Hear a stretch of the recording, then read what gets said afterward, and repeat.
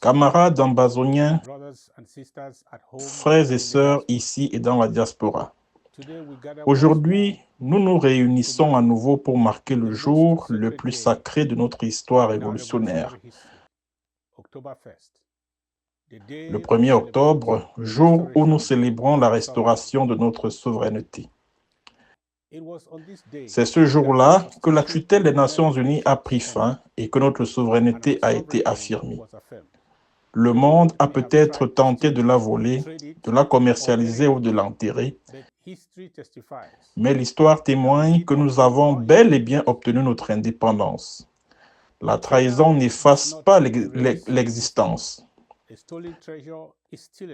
La trahison n'efface pas l'existence. Un trésor volé reste un trésor et les choses volées doivent être restituées légalement.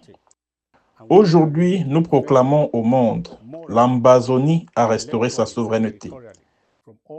Et nous sommes prêts à la défendre moralement, intellectuellement et territorialement contre tous les ennemis, tant internes qu'externes. Certains ont soutenu que si nous affirmons que la prétendue adhésion n'a pas eu lieu, alors l'indépendance n'a jamais eu lieu. Mais selon l'ONU, notre indépendance a été acquise. Les juristes insistent sur le fait que, faute d'adhésion légale, l'indépendance était incomplète.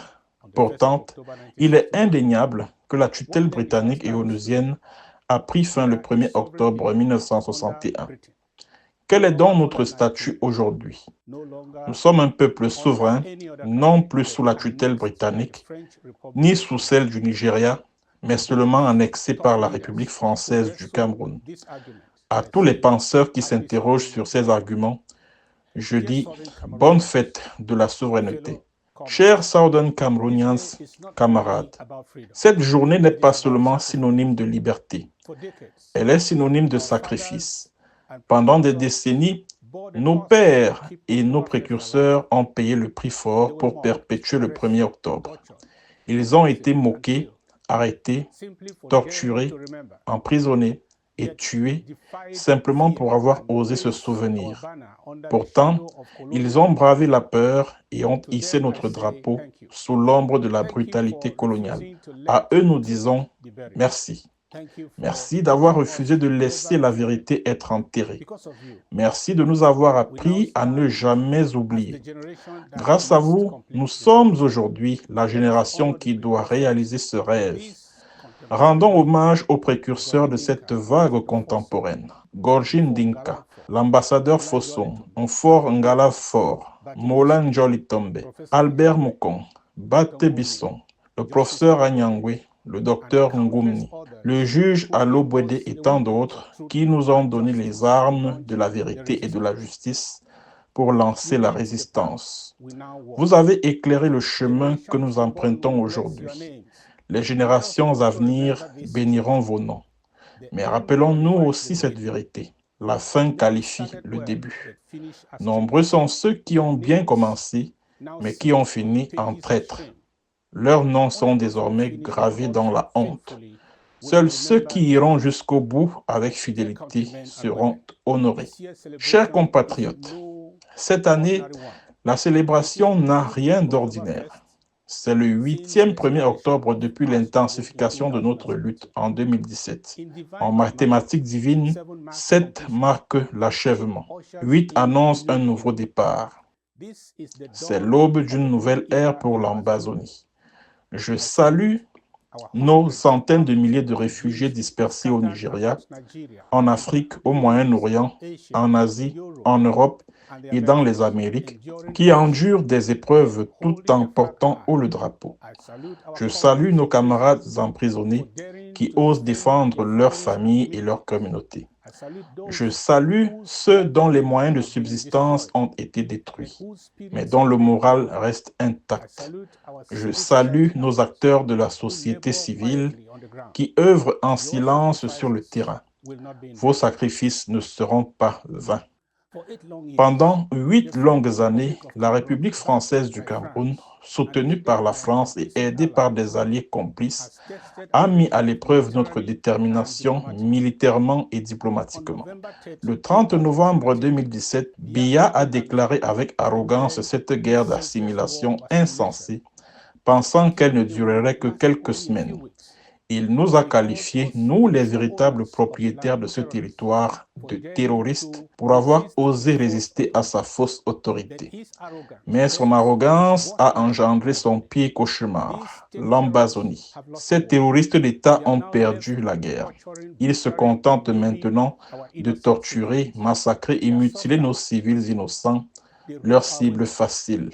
Ils violent nos femmes et leur estorquent de l'argent et appellent cela honneur et fidélité. Rien qu'à Bamenda, ces 30 derniers jours, des cadavres jonchaient le sol, près de l'hôpital catholique Sainte-Marie-Soleil de Bamenda, le 12 septembre. Une tragédie similaire a frappé Bamenda le 19 août 2025. Un chauffeur de taxi et une femme enceinte ont été tués lors d'une course-poursuite à grande vitesse par un véhicule terroriste d'État franco-camerounais. Le samedi 9 août 2025, le commandant des terroristes d'État à Iplok Mbingo a convoqué les habitants de la zone dans sa brigade et a commencé à les torturer sans pitié. Nombre de victimes ont subi des blessures mortelles. Il a exigé une rançon de chacune d'elles avant de les relâcher. C'est la guerre qu'il mène contre l'Ambazonie. Mais aujourd'hui, le Cameroun saigne en silence. Son armée est démoralisée. Des milliers de soldats gisent oubliés dans la brousse. Des milliers d'autres ont déserté. Et beaucoup dépérissent dans des services psychiatriques à Douala et à Yaoundé. Pendant ce temps, les forces d'autodéfense ambazoniennes, autrefois armées de catapultes et de bâtons, sont aujourd'hui maîtresses de leur terrain. Vous comptez parmi les meilleurs guerrilleros du continent, connus non seulement pour votre ténacité, mais aussi pour votre discipline. Le Cameroun français n'a pas pu vous vaincre lorsque vous étiez démunis. Que peuvent-ils vous faire maintenant? Rien. Le monde reconnaît désormais la vérité. Seul un règlement négocié peut mettre fin à ce conflit. Vous, forces armées de l'État ambazonien, avez remporté la première manche dans le sang.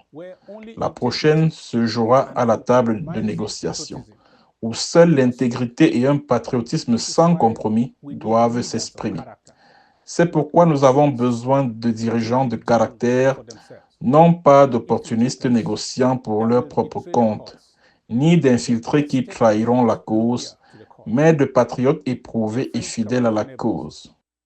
Chers voisins du Cameroun français, votre pays sombre sous la corruption et l'incompétence.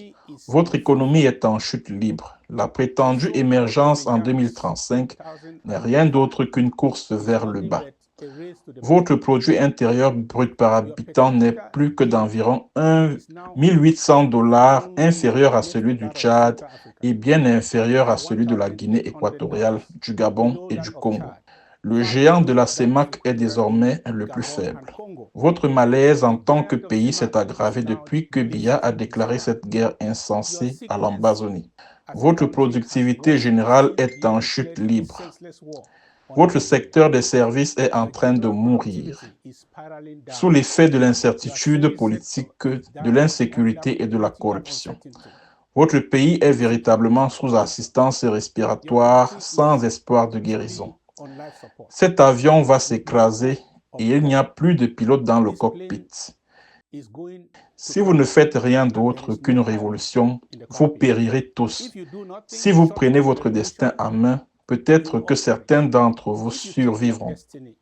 Les élections sont une imposture. Défendez votre liberté. Il ne suffira pas de dire « l'Ambazonie a raison ». Nous ne nous battrons pas pour vous. Nous nous battrons pour vos enfants.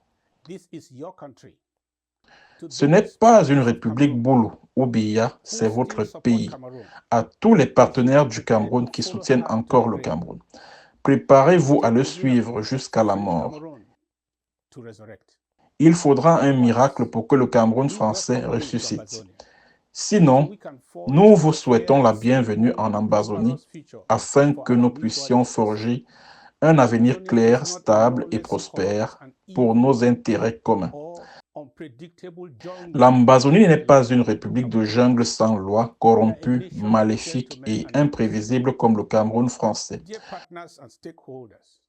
Nous sommes une nation de gentlemen et de ladies. Chers partenaires et parties prenantes, comme l'a dit Madiba Nelson Mandela, notre attitude envers chaque pays est déterminée par son attitude envers notre combat. Les États-Unis demeurent notre allié le plus fidèle.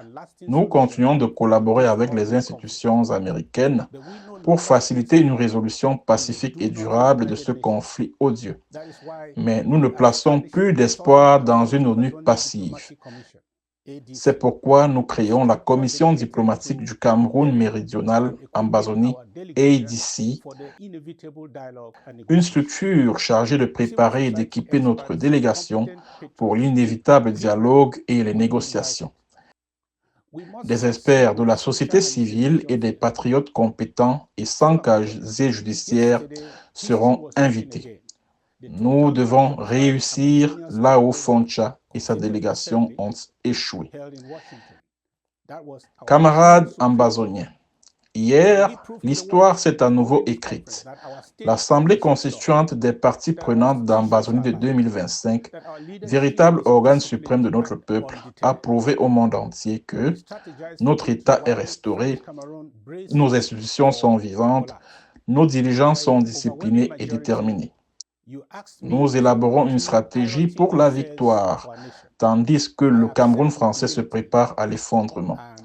À une écrasante majorité, vous m'avez demandé de continuer à piloter les affaires de notre nation. J'accepte avec humilité et un vœu sacré.